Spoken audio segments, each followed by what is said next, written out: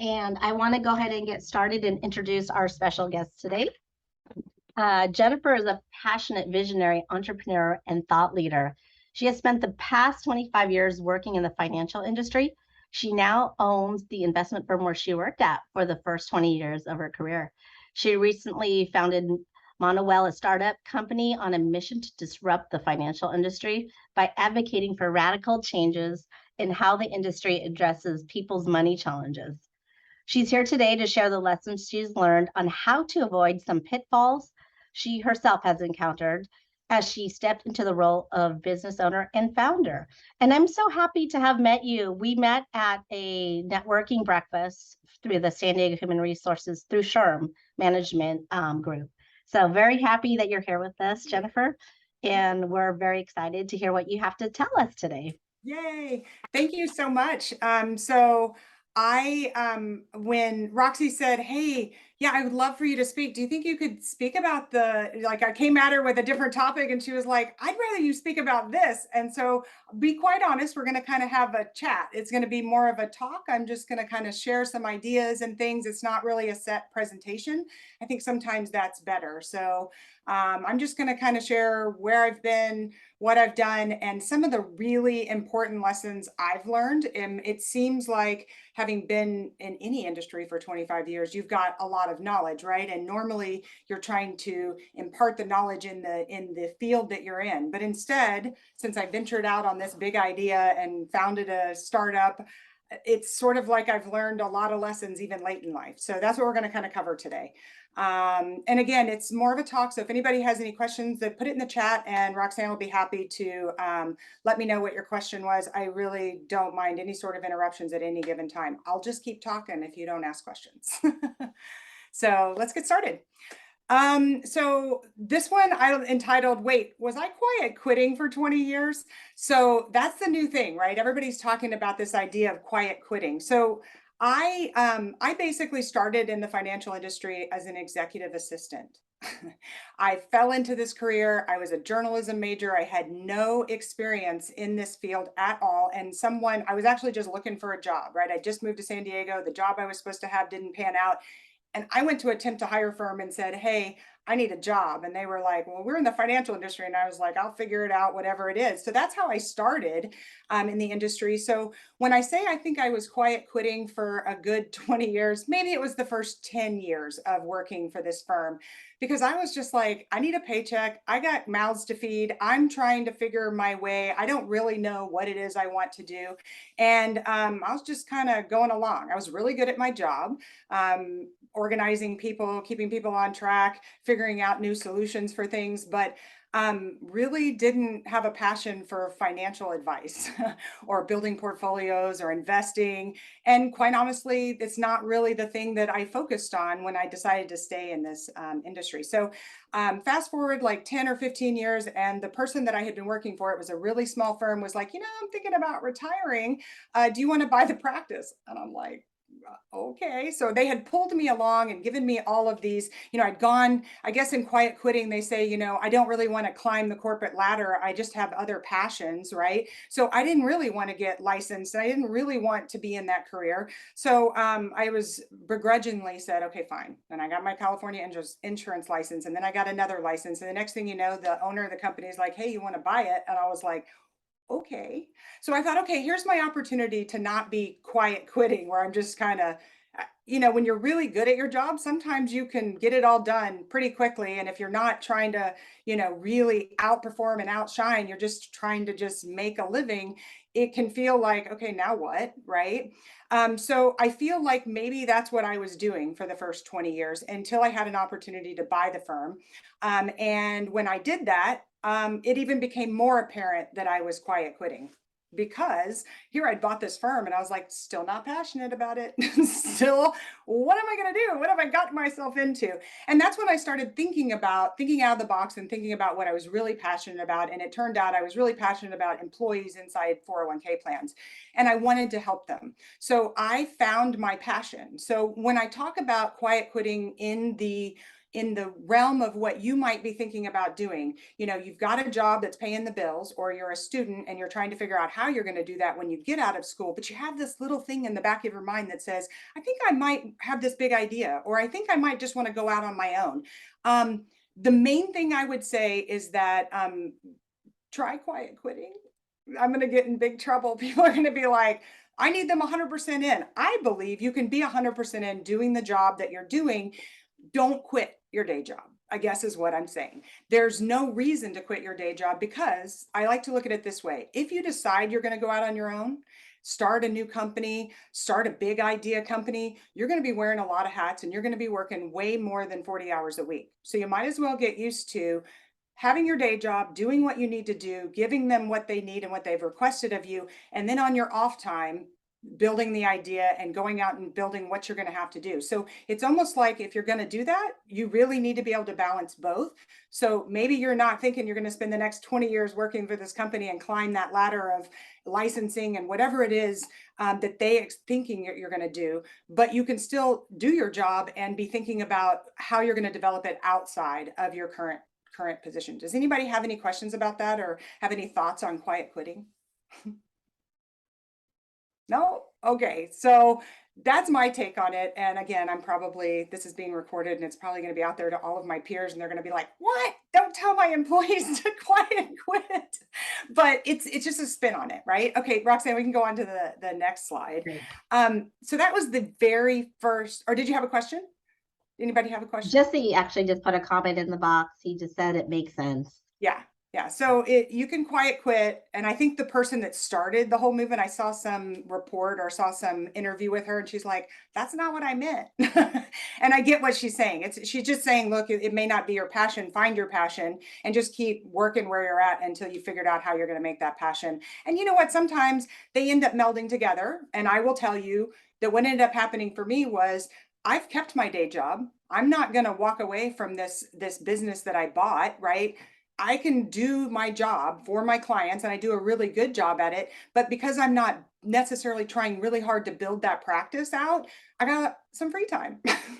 So I came up with this idea. So I'm doing both, right? I am sort of quiet quitting myself in my first business, or I like to call my day job. And my new founded idea is my side hustle, is the way I look at it. Okay, so we can. Jennifer, we have a question in the box. Yeah. Someone was very interested in knowing, how did you truly find your passion? Because sometimes that could be hard to find. Like, it's challenging to find what that could be. And someone put that in the box. How did you find your passion?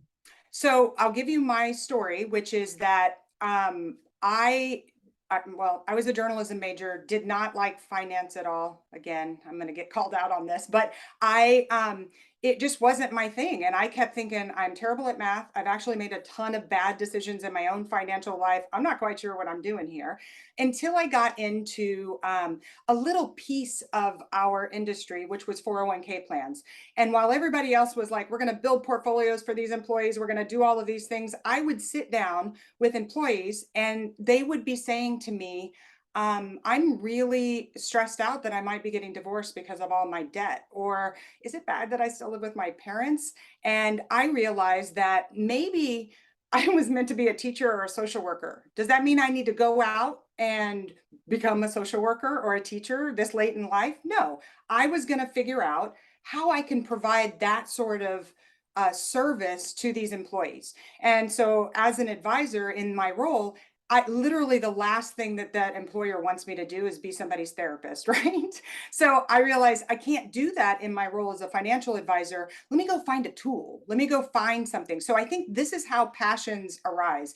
You are living your life and you are in the world that you currently work in and you just see a need, right? Or you see, for me, it was seeing a need for something that wasn't there, that kind of sparked my curiosity. So I don't think it starts with, I'm passionate about this. It's, hey, I'm wondering why this doesn't happen, right? So then you start to explore, if it doesn't, does it exist? Maybe I've missed something and it doesn't exist. And this will lead into some of the other things that we're going to talk about. That's how I found my passion. And everybody in the industry, I'm still I say I'm shaking hands, kissing babies, and trying to solve problems, right? I'm talking to people going, hello, hello, I have this idea, but it's a huge industry, and that is a tough uphill battle to figure out how to bring something. But when you're passionate about it, it's like nothing's going to stop you, right? Whereas before, I had zero passion for anything I was doing. And until I found it, even the little bit kept me going, right? When I was helping employees. But then I realized there's bigger ideas that nobody's doing. If not me, then who? If not now, then when? That's my big thing that goes on in the back of my mind. It doesn't matter that I'm 50 something years old. Why can't I? Right. So I think it's taking what you do in your daily life and what you do even in the career you're in and try to figure out what's missing. Right. Right. So hopefully that answers that question. Thank you. Sure. Jennifer, And you're going to have to move the slide forward. I'm unable to. oh yeah, sorry about that. Okay. So this is the thing that I think to myself, or I want to make sure you're thinking about is the other guys must be doing something right, right? So a lot of times when we think about how we're going to go out into the marketplace and start doing something on our own. So this could be anything from consulting, right? So you're in HR and you're like, you know what? I don't want to work for these people. I want to do it on my own. I want to figure out how I can go out and have the freedom to work in this field on my own. I've got lots of knowledge, or I've built knowledge, or I have great ideas.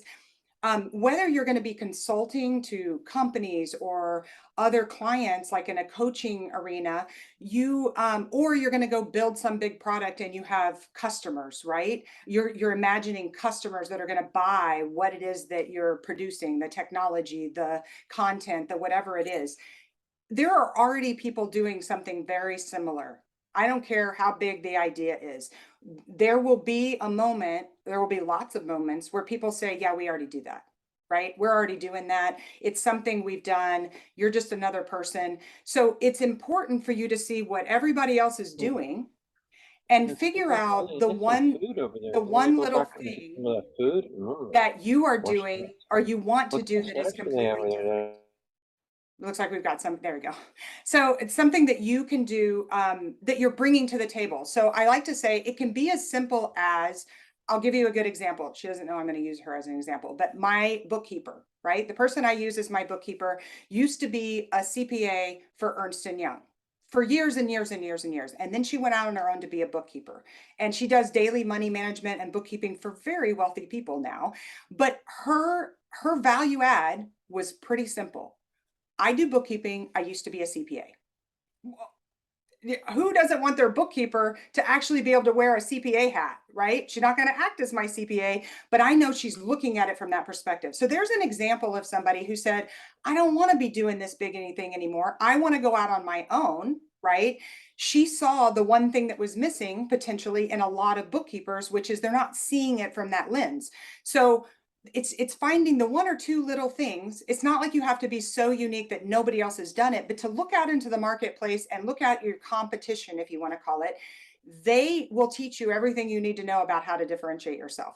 If you really want to, and sometimes it's as simple as you could go with cost. I cost less, and sometimes you're in industries where they just need tons of people doing what it is that you are going to want to do.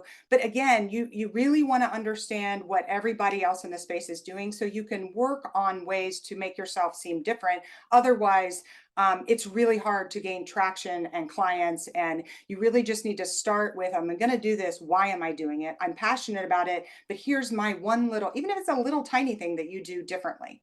So I'm sorry, I'm in charge. Anybody got any questions about that? Any comments or? No?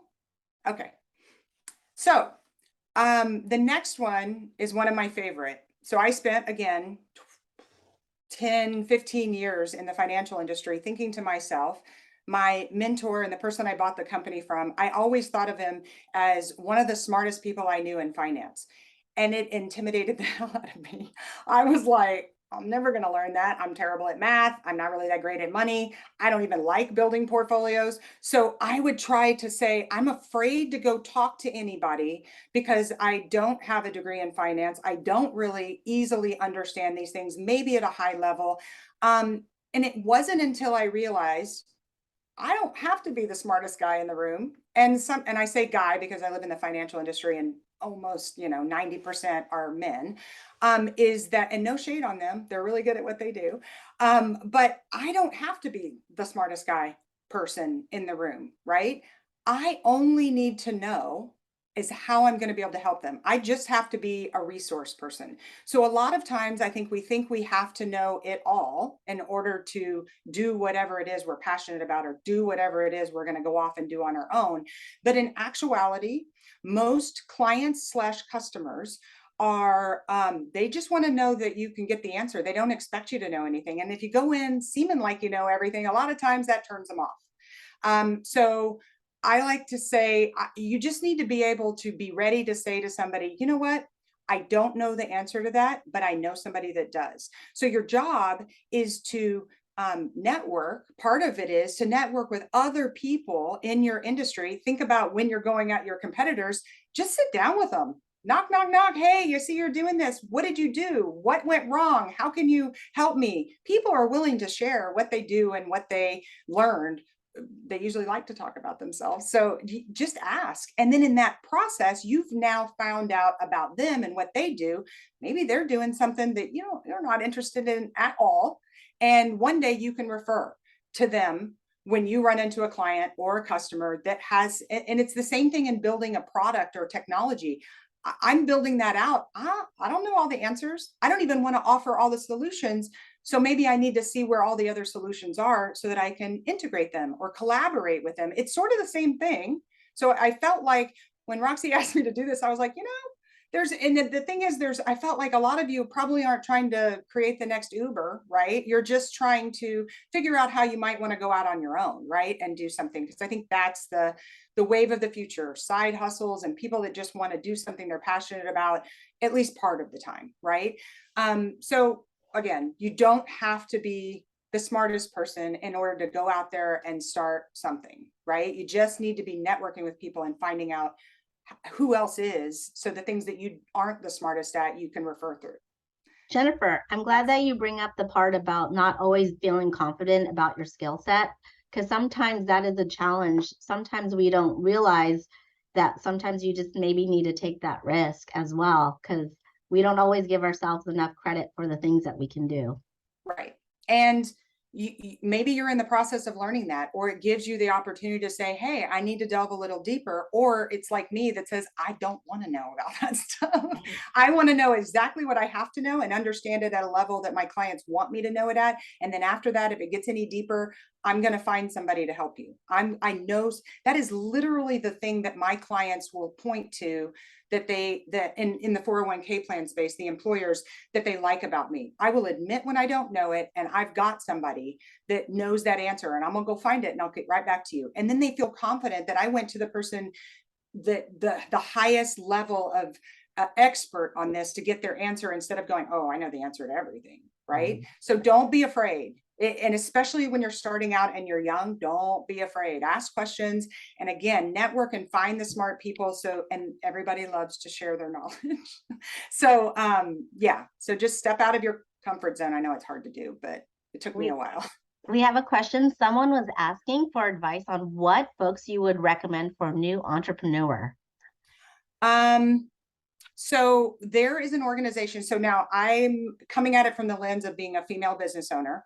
I know organizations that help female-owned businesses. So I've used the organization that I've used is Hera Hub. So it's a co-working space and networking group, and they are connected to organizations like National Association for Women's Business Owners.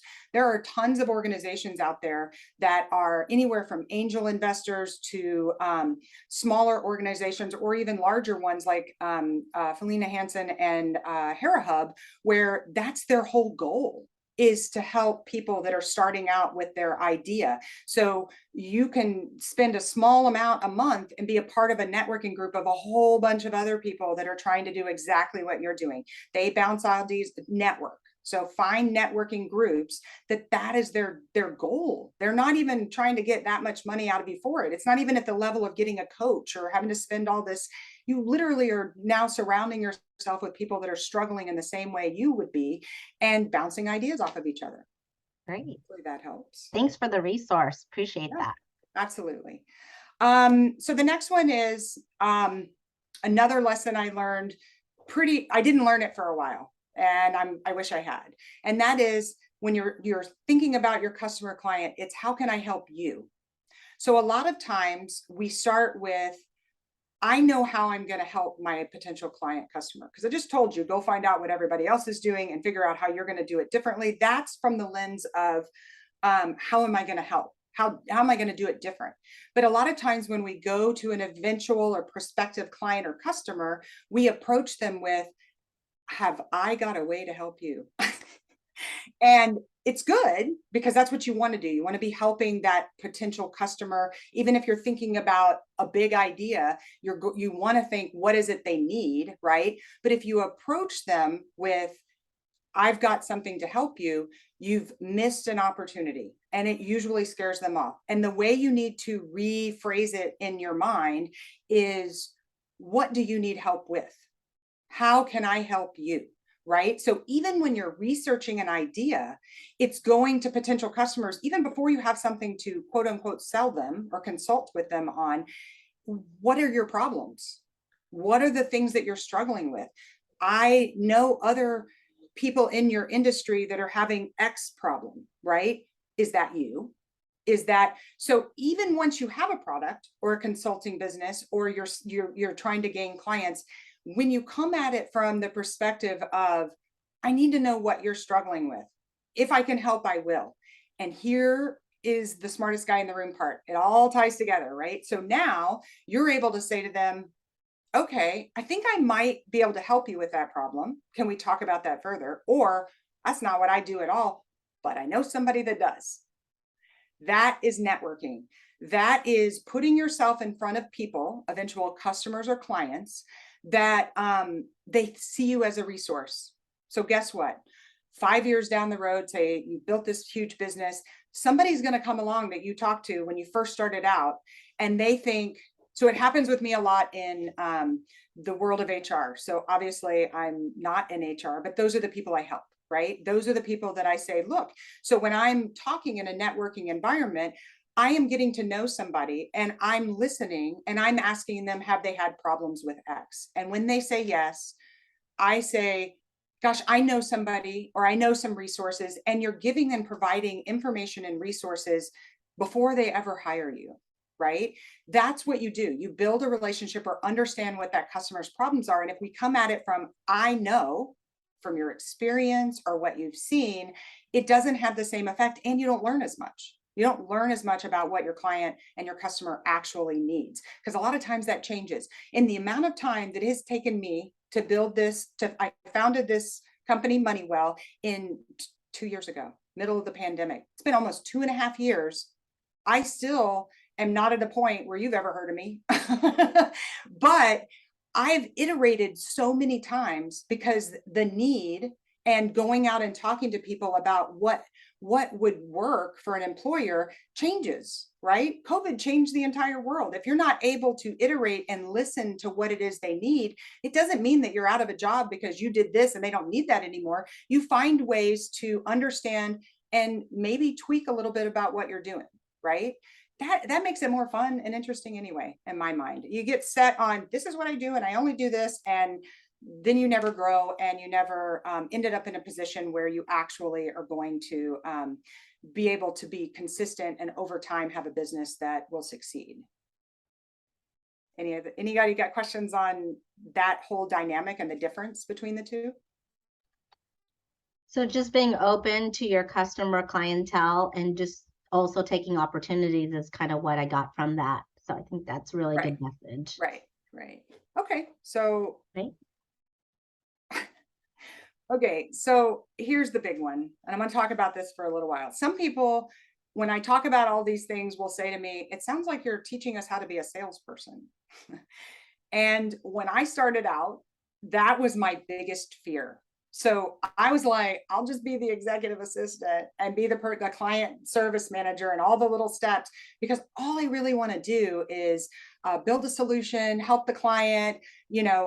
I didn't want to do sales. I was like, you can't make me. I'm not doing it. It is not in my wheelhouse. It is not something I ever want to do. I realized when I finally went out on my own, first in buying the firm, I'm going to have to sell. Otherwise, I'm never going to get any other clients. Right. And then when I actually had this idea of so Moneywell, basically, this is not supposed to be a pitch for Moneywell, but I kind of need to explain. So Moneywell is coming at people's money issues instead of starting with financial education, starting with the emotions of money, finding ways to support people in the emotional part of money. So it's a big shift in perspective for people in the financial world, because they're all about, let me tell you what to do, so all of a sudden you're going to feel better. I'm saying we should feel better, then we will get people motivated to do better. Okay. So when I come at that, I decided, when the very beginning, I was like, I'm going to start a nonprofit. So I didn't even start Moneywell until later. But here's what happened. I start the nonprofit, I get my board, I talk to people, actually USD nonprofit, institute, they were all on board. And then I was like, I need to go get some money because I can't build out this idea without some money. So I need to go get donations. And then, oh, that's selling too. It's all selling when you are starting something from scratch. You have to be able to get comfortable with being a salesperson. You don't have to call yourself a salesperson, but you have to understand that's the mentality that's needed. Did anybody have questions? Yes, there's Yes. a question. So it sounds like a lot of people have, when you are doing a startup, you have several different roles. We have a question in the box, and Jesse says, the next phase in my project is building a team. What are some strategies to convince people to invest time in a high risk, high reward endeavor, such as a tech company, investing as in joining the team and investing their own time? So what advice do you have for Jesse? Jesse, and aside from going and trying to get investors, which I've tried, and that's a full-time job in and of itself, Yeah. that is the way to go about it, right? Is to find people that are willing to say, I'm going to commit boots on the ground, separate time from my day job to do this. And the one thing that you have to sell people, right? And you got to find like-minded people that are passionate about the problem you're trying to solve.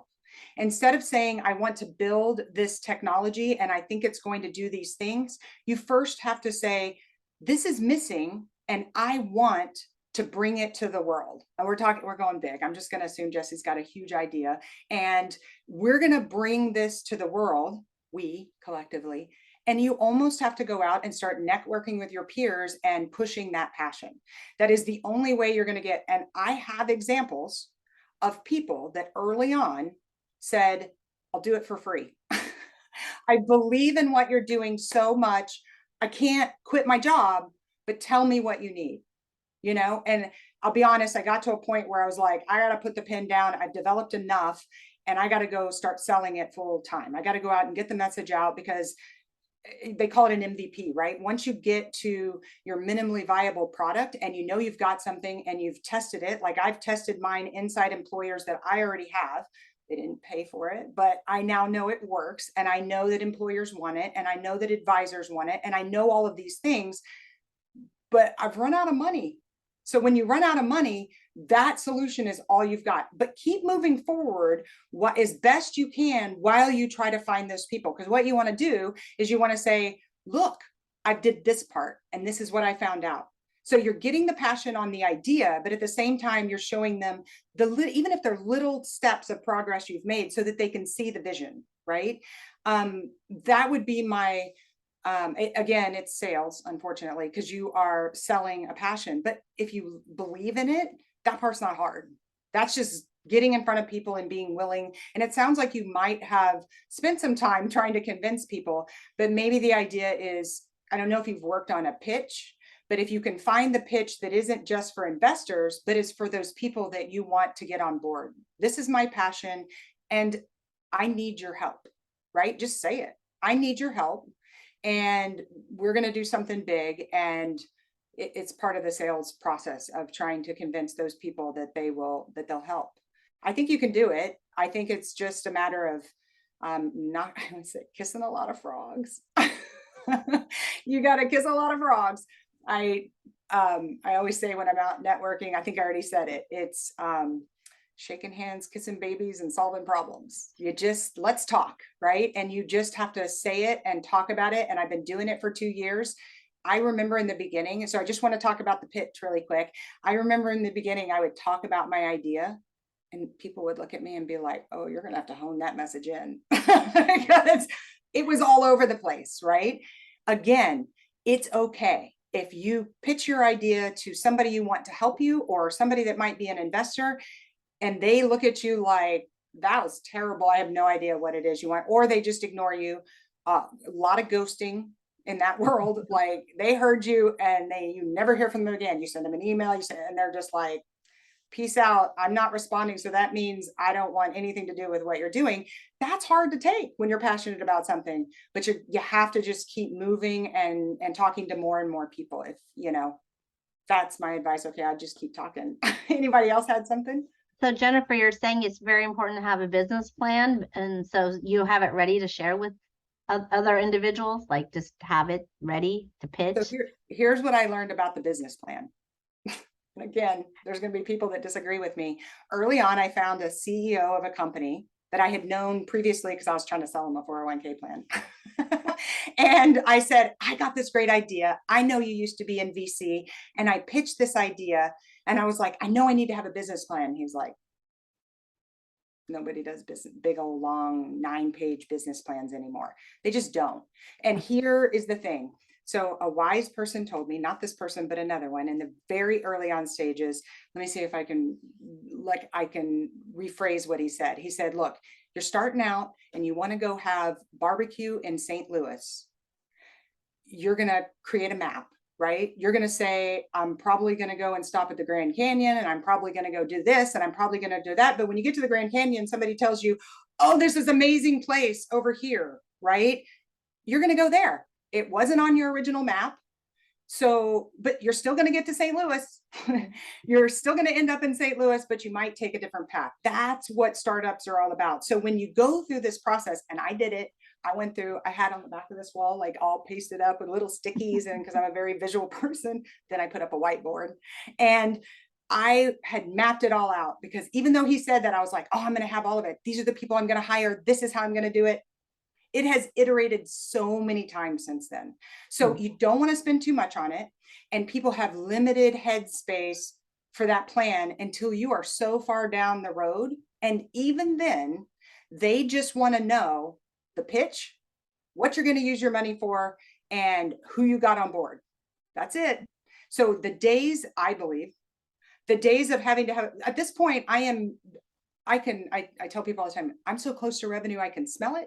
And I'm so close to investment, I can taste it. But when those people come to me, nobody has once in that 2.5 years said, can I see your business plan? Right. Good. Does that help? Yes, absolutely. That's great advice. Thank you. Sure. It helps you. The business plan helps you maybe mentally understand the map, the roadmap you're going to take, but don't expect that somebody's going to say, give me your business plan until you're at a point where people are going to give you $1 million. Great. We have another question in the box. Sure. Can you provide an example of your pitch that has been most effective? Helping people understand the difference as quickly as possible. So a lot of time pitches are the problem. You literally have to explain the problem within a minute, and your solution has to be so crystallized, just the part that is different. Because remember, when you're giving a pitch, well, this is what I've learned, when you're giving a pitch, they are immediately saying, they're putting it in a different box. That's how it got explained to me, or how I realized. I was like, every time I talk about this idea, they put it in this box. Mm-hmm. So that's what people do in their mind. They take what you're telling them and they put it in the box they know, right? So in my case, I start talking about it and they're like, oh, financial wellness, oh, financial literacy, education, coaching, budgeting. But to this day, I can get people to understand the idea and then they go, bloop, because that's the box they know. When you have an idea that is so different, you literally have to figure out how to get somebody to not put it in a box, or at least tell them, I know you're putting it in this box. It's not that box, right? Understand what box they're putting it into and make sure that you address that, right? So it's, so pitching is more story driven. That's the other thing I've learned. So I started working with, it's not that big of a deal. I started working with a TED Talk coach. And the reason I did it was not because I ultimately want to be on a TED Talk, although now I'm like, maybe I could, is because that's what you think TED Talk. Okay. When you see a TED Talk, they are taking you through a story, they are making you feel something, and they're giving you a new idea. That's what a pitch is, right? If you don't start with a story of somehow tied to what it is and that people can relate to, you're going to lose them immediately. Then you give, then you have to find ways to take it out of the box they're putting it in. So story first that they can relate to, take it out of the box somehow related to the story you told. And then it's the further down the pitch that you say, oh yeah, we're going to make a ton of money and here's why. So like I always say at the end, I don't even explain how we're going to make a bunch of money. I just liken it to, I don't get to put this in printed materials, but have you ever heard of Noom, the dieting app? Right? Yes. All I have to say is it's Noom for your finances. And their brain goes, money.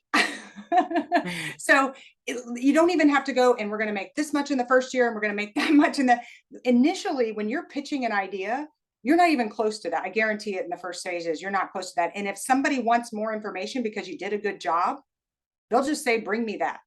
They're not expecting it in that because you got to get past all those other hurdles first. Got it. I don't know if that helps. Great. Thanks for sharing. Sure. So I don't even know how much time we have, probably more than I realized. So again, I'm just going to kind of reiterate what we talked about, which is quiet quitting can work. Just don't think of it as I'm gonna go to work and never do my job but just think of it as if you're going to start something new. And I want to say, we kind of ventured off into big idea startup. I'm going to create the next Uber or Noom, right? But this applies. What I've realized because I have the two companies, one, think of it as you're basically a financial advisory practice is your own business. You're building your own practice. It's very similar to a coaching practice or a consulting practice or whatever. It's on a different scale because I'm dealing with employers versus individuals, but it's basically the same. I realized when I was creating these ideas for the topic that I was going to talk about, they're basically the same. They just, one is dealing with technology and a big customer, and the other is dealing with clients, right? How am I going to reach clients? But even down to the pitch, it's the same sort of thing. How are you going to differentiate what you're doing? And some people say to me, well, I'm going to go be, what's a good example? I'm going to go be a fitness coach. Well, they just need lots of those. There's a lot of people doing it, but there's just a need for it. There's not enough of something, right? That's still not enough. You still have to figure out a way. And I'm not talking about how you're going to direct market or how you're going to go out and brand marketing. Those things are all important. Not my forte. But if you don't know in your mind what differentiates you, you will lack passion for why they should be wanting to hire you or buy your product or invest in what you're doing. So you really have to start with that passion. And early on, somebody said, well, how do you find that passion? Again, I was trudging along. Some people would look at me and be like, oh, she's totally successful. She owns her own RIA and you ask anybody in my industry now, when I go to conferences, they're like, who is she? I was like, I've been here 25 years. But I wasn't speaking up. I didn't have something that I was willing to talk about and willing to stand up for. And now that I do, and I stopped being a weenie and being scared to say anything because, oh, those people are smarter than me. And there's a whole industry that is just, how I liken it to David and Goliath. Here I am. And here's this big industry that says, no, we know, right? How am I going to even put a dent, right? And what I've realized is I want to make a huge change. I want to challenge the way they see financial literacy or financial wellness. But the only way I can do that is go out and talk about it, right? Be a thought leader, go and not sell what I'm doing, but really try to get people to change how they think about it. There is plenty of room for other people trying to offer what I'm doing. I am not greedy. Let's all do it, right? If you come at it from that perspective, people sense that and they feel it. Number one, that you're willing to stand up and be different, right? That's not easy to do, but when you're trying to go out on your own, you have to, right? That is the only way you're going to make it. And if you're passionate about it and you find something that you had a little bit of passion for, and the more you do it, that comes across, and truthfully, it doesn't even feel like a job. So I have an 18-year-old and 20-year-old sons. One's at San Diego State. He's an electrical engineering major. The other one's that is at San Diego Mesa, right? And my 18-year-old said to me the other day, all you do is work. Every time I turn around, you just want to talk to me about this idea and this thing. Oh, by the way, this happened today. And I thought, he's right. But it isn't a work-life balance for me because I'm so passionate about it. It just ebbs and flows out of my mind throughout the day. And I don't feel overwhelmed by it because I care about it and I'm passionate. I'm not passionate to go make millions of dollars. I'm passionate about the idea, right? It's that idea that will drive you to not even realize you're working 60 hours a week. Jennifer, I've been following you on LinkedIn and I noticed you're kind of like an influencer. Like I see you presenting at conferences and you attend conferences. Is that something we should be doing if you want to go start your own business to network with these professionals? Like I just follow you online and you're always doing something. I'm finally willing to put it out there. Like I used to think, what does anybody care what I'm doing? Right? That's literally the way I saw it. Why was anybody going to care? And then I realized all I have to do is say what happened at this conference and the experience I had. And this one last conference I went to, I'm probably going to say I connected with 20 other advisors. We're all competition. They're doing the same thing I'm doing. But those ideas, being able to have those ideas, I will say I'm a little bit more outspoken and have these crazy ideas. So I think I might have come off as a little crazy, but I am still there in their field. So yes, if you can end up in conferences, they can be expensive. So pick and choose wisely, but the places that you can go spend time, I will give the example, SHRM or San Diego HR Forum, or I even go up the street to Orange County for HR organizations that I feel more in line with sometimes because maybe I'm not fitting here. Or somebody said, well, this PIRA organization, we don't really have one in San Diego that's very active. So I was like, well, maybe I need to, see if I can't help. So a lot of times it's figuring out ways to help in the industry that you want to be a part of. And by doing that, you're instantly networking. Don't think of it as networking. Think of it as making friends, shaking hands and kissing babies, right? You're just trying to figure out, you're trying to make, I say you're making friends, right? You're meeting people that are like-minded and you're picking and choosing the people that you can connect with. It's not everybody. There's not going to be everybody at one of those meetings, but who is it that kind of gets it, right? Or is enjoying a conversation with you? It is as simple as that. So find the ones, because I know a lot of you are young and some of these conferences are hundreds of dollars, if not for all the expenses to go to, thousands of dollars. So find the things locally that you can get involved with and start slowly, right? Just start again. If you're got a job or you're going to school, you can't do this full time. So find the little things that you can attend and do and start practicing. Practice just putting yourself out there, and you'd be amazed because I talk about my side hustle all the time with people and I'm shocked when they're like, that's a great idea. But I get to practice the pitch, right? They're not going to invest. These are not people that are investors. These are not people that are probably going to hire me in my day job. But I got to practice it and I got to talk to people that are maybe in the same realm that can give me ideas and can bounce things off of. That help? We have a question. Someone comments and says they find it difficult to keep contact after they've met someone. How do you keep connections with people you've met at an event afterwards? Like, how do you keep that connection going? So I've got a couple of great stories. I'm a story person. And one of them is that at that conference, the latest conference, institutional investor that I was at, they had a speaker, Christopher Ruff, and he wrote the book, The Millennial Whisperer, and he was the keynote speaker. And he had one little, it was a great presentation filled with all kinds of great information. But the one thing that pertains to that was he said, he's written another book. It's like I'm plugging Christopher Ruff. He better give me some kudos. So he says, you know what? He wrote a new book that's called, I can't remember it. Don't be an asshole. So don't be coming at these relationships asking for things. And I'm not implying that you are, but it's finding ways to touch somebody every so often.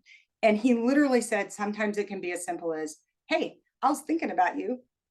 Not let's connect, let's go have lunch, let's whatever. It's literally just letting them know that you remembered talking to them and you were thinking about them. Finding ways to just, it's like if you've got friends, right? You call them up. You don't always call them up and be like, let's go to dinner, let's go on a cruise, let's go on a whatever. That's almost what you're doing when you connect with them and try to figure out how you're going to sit down with them and talk about them, how you're going to help them. Sometimes it's just as simple as little tiny touches. I don't even think you have to do, old school would have been send them something. Now people are like, what are you trying to sell me? Right. Mm-hmm. So it's little tiny touches, finding creative ways just to reach out and be like, hey, I saw you on LinkedIn. I saw you on LinkedIn, and can we take the next step? You know, I always say people aren't always ready to get married. They're not even ready to go on the first date. They just want to be friends, right? So figure out little small ways to connect with them. And I stole that from Christopher Ruff, so I'm not going to take credit. So would you say finding commonality maybe? Because usually if you want to reach out to the person, they might have something that interests you and just kind of bring it up and say, you know, what your commonality is. Maybe research them on LinkedIn too before. Okay, that is actually the other part of what he said. I just forgot it. That slipped my mind. Is he said, look, when you're talking to somebody, you're just wanting to find out that commonality, right? Right. Oh, you like pugs. I like pugs. I have a pug. That's what you're doing in your networking, right? You're making friends, and that's how you make friends. You find out what you have in common, right? Or you heard the speaker saying something and you talk about, I went to this restaurant. Oh, I like Thai. And then that's what I saw, this great I went to this Thai restaurant. I just wanted to share with you. It was amazing. Right? Those touches. So thank you, Roxy. There are other pieces to that make it a lot easier. And again, just like you need, in order to start something on your own, I feel like you need some sort of passion for it, right? Even if it's not a passion that everybody else sees or understands. When you have this thought process, when you go networking, that you're just trying to meet people like human beings, and you're not, you know that you're trying to build this, but you just want to find out something about them because maybe there's something they can teach you instead of you teach them, right? You don't know which way it's going to go. So your job is just to meet people. I think I'm going to make t-shirts that say shaking hands, kissing babies, and solving problems. Let's talk. So that's the mentality you want to have. I mean, politicians do it all the time, and they want you to vote for them, but they literally are just meeting with people. They used to anyway, meet with people and what's your problem? What if I get elected? What can I do to help you? Right? They may not even know what it is. They need to go find out. So, but you're just getting in front of people and making friends, because the ones that actually see you as not a friend is a bad word, because you're not going to be friends with all these people, but an acquaintance that you had something in common with that isn't asking you for anything, you're going to come to mind. Oh yeah, Jennifer does blah, blah, blah. Right. Or Jennifer had this great idea. I think this might help. So that's happened to me numerous times. I know somebody you should be talking to, right? Because of the idea that I gave, not necessarily let me connect you. I pitched my idea to somebody that had nothing to do and isn't going to be investing in me and doesn't even have an ability, but they know somebody and they liked me, so they want to help you, right? That's the way networking works for the most part. At least so I figured out. And I started late to the game. I was terrified of networking. I was like, people are going to think I'm a used car salesman. I don't like it. Literally just started doing it within the last year. We have a comment in the box from Carla. For building relationships and networks, I have found the key to being intentional in building the relationship. Creating a calendar reminder to reach out. The other thing is to ask for help. You mentioned that earlier. People love to help and share what they know, so asking for support. Absolutely. Especially if you're starting out in something. You know, when you come in working for some big organization and they see that part, they're less likely to believe that's what it is. But when you're coming in with just starting out in either a career or in an idea or going out on your own, people just want to help. Again, harkening back to finding the networking, it's not always networking groups where you just show up and you try to meet people, but networking groups that are actively trying to provide content and things to help with what it is you're doing. That's what I would get you to focus on, because those places are trying to build a community of people that are trying to succeed doing this. So there's going to be people that maybe do what you do. There's going to be people that do completely different things. And they're going to be, guess what happened to me? And you're going to learn from that. So instead of it being potential clients networking, it's just people that are trying to do the same thing you are. So whether it be in your field, whether it be entrepreneur groups, and I apologize, I don't have any that aren't female focused. It's not that guys can't belong, but it might not feel so comfortable. It's a bunch of women trying to help women, right? It doesn't mean that it's exclusionary, but I don't know what a good fit it is. So there's got to be stuff out there that isn't female driven, right? That tries to do the same thing based on industry. We have about 5 minutes left. Just want to let you know on the timing. Yeah. Well, I've covered pretty much everything that I wanted to talk about. Again, just any questions anybody has, I again don't always have the answer, but and I would be happy for Roxanne to share my email. If anybody has questions or thought of something afterward and said, hey, what about this? You know, like you can tell Jesse's trying to do a big startup idea. You got questions, I will do my best to try to answer them. So I'm happy to do that. Absolutely. And Jennifer, is it okay if the audience connects with you? I put your name in the chat on LinkedIn, because I do know you are on LinkedIn quite some bit. So yeah, and I do not have any other social media. So in 2017, I was like, peace out. This is not working for me. So I got off of Facebook and Instagram and all that, and I get made fun of by my kids all the time. Don't you know what TikTok is? And I'm like, nope, it's probably not my thing, right? So I think it's amazing. I just not on it. So the best place to find me is LinkedIn. Fantastic. I will be also, since this is recorded, it will be placed on the UC San Diego Extended Studies YouTube channel. We do have a channel when I have our guest speakers come. We do put it on there, and it'll be probably up at the end of the week or by next week, so you can check. And also, I just want to say I am just so thankful and grateful that you could do this for our group, Jennifer. That I would have never met you unless you approached me at the table. So I was at a table at one of the SHRM events, the San Diego Human Resource Management breakfast networking events. And Jennifer just came up to me, introduced herself to me, gave me her card, and that's how it all started. Like, she's been talking about the value of networking. And, you know, for any of those who want to get your startup going, these are some of the things you have to do, is just meet random people. And now I know that we are going to build a partnership with Jennifer. So I really appreciate your advice and being honest and truthful and sharing, because it is about sharing your story, and many people struggle to get it going. We just need motivation. Yep, absolutely. It was a pleasure. I always like to talk, so. And it's good to be able to share with people the experiences you've gone through, you know, because you don't want people to have to reinvent the wheel. And I will tell you, some of these points people told me a long time ago, and I was just like, I'm too scared. I don't know if I can do it. I'm not sure.